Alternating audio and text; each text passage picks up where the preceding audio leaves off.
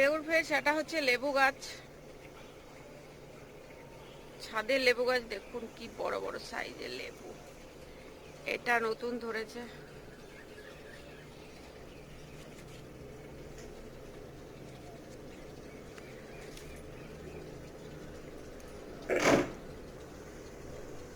এটা একটা বোতল, বড় বোতল, যেটায় জল দেওয়া হয় ভরে।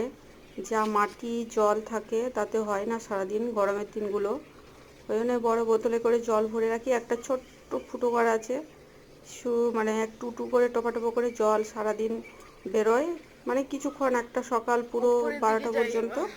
ওই জন্য গাছটা সবুজ সতেজ থাকে। ছাদে প্রচণ্ড গরম, ওই জন্য এইভাবে জল দেওয়া হয়। একবার জল দেওয়া হয়, আবার বোতলটা ভরে রেখে আসা হয়, আবার বিকেলে সেম রাত্রির জন্য।